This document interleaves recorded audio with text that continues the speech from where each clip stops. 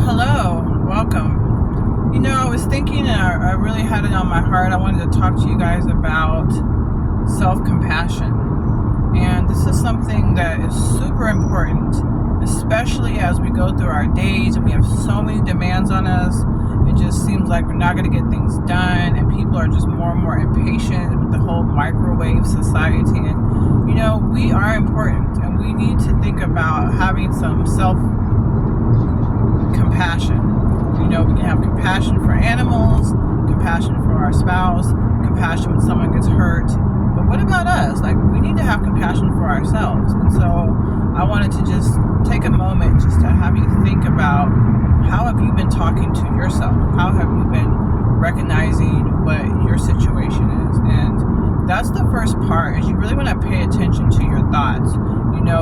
Maybe someone said something to you and you internalized it and thought, gosh, I'm so dumb, I'm so weak, why didn't I know that, I should know that, and you're going in on yourself. Not a word has been said, but in your mind, in your mind, you're saying these things to you, and your body is picking that up. And be very careful, because your mind doesn't know the difference between what's real and what's not. So if you say, I'm so stupid, that's what your mind is going to try to deliver for you. So be very, very careful about the labels you say to yourself and the labels that others project on you, to not internalize it. So number one is pay attention to your thoughts. And then you really want to just talk to yourself like a friend.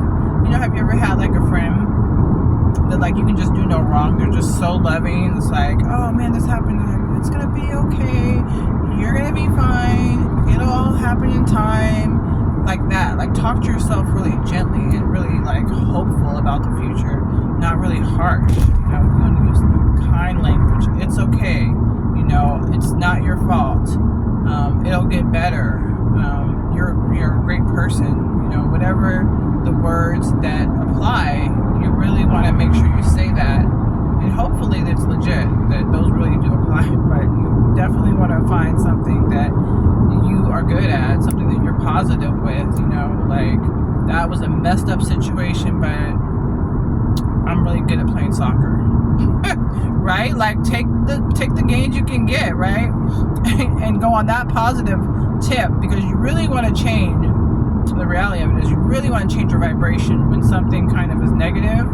You don't want to stay in that negative state, because you're going to attract more negative. You actually want to turn the negative into a positive. And how you do that is focus your energy on something positive and get back, or hear a joke, or have a couple of different affirmations you can go to switch the energy, or a couple of different Bible verses that you can have in your mind that you can go to. All things, nothing is impossible with God. Different ones you can go to that are instantaneous. You can switch your mind from a bad place to a good place. And you do want to acknowledge the struggle. It's not like you can just make it go away, and that's never anything that I've read that tells you, because you are a positive person, everything goes your way, or a lot of your way, or whatever. That's just not true.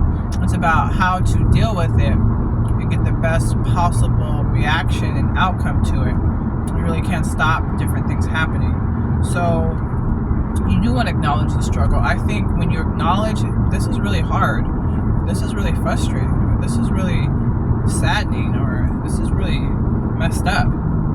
I think when you acknowledge it, then you can actually go back, and this is from personal experience, but you can go back and actually start to work with changing the energy, because you've acknowledged that this is not where I want to be, this is not the energy that I want, but I've acknowledged it, so it can actually be justified.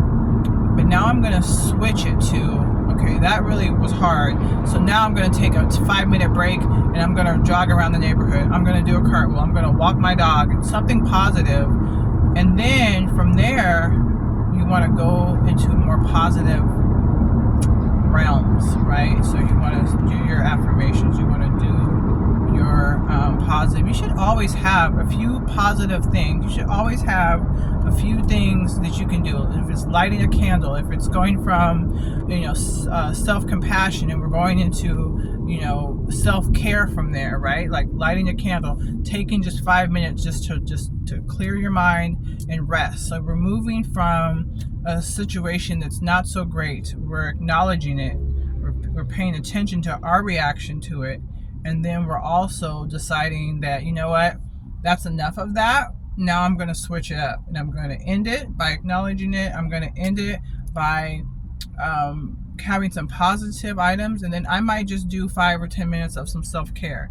If it's like I said, walking the dog, or if it's just treating yourself to some fruit.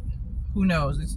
You should know what things pull you out of the ditch. You should, if you're a person of age and you know what your triggers are, and you know that life is hard already, you should already know that I need to do these things to pull myself out. Sometimes it's like retail therapy. What I like to do sometimes is I might just go by a store, and I might just go into the magazine area and read a couple articles. Like, that's something that's totally free, doesn't cost any money.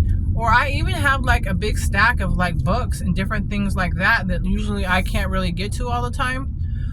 I might just pull out one of those books and just read a few pages just to clear my mind, clear the energy, so that I'm ready to think clearly, right? The whole point of all of this too is to think clearly so you can make better decisions. And when you can make better decisions and use the part of your brain that's clear, you're going to start to have some momentum of positivity. So we're going from a negative situation to a positive response and an encouragement, and also looking forward to being able to handle other situations in a positive way. You really want to cut down the amount of time that you're in a negative space, because it's so bad for you and it's stressful. It changes the characteristics of your body, the science says. So you really just want to get out of that bad state as soon as possible. And that's what I have for you right now. Just hope you guys can use that for today. That's what I have done just recently, and it's very powerful. And I hope you do find 2 or 3 different positive things you can do when you need a break, when something has happened that's traumatic or just bad or just frustrating. Something you can do to pull yourself back into a positive energy so you can face the situation with the most options, with the most hopefulness, and that's going to really benefit you the most. So, Thrive with Paige.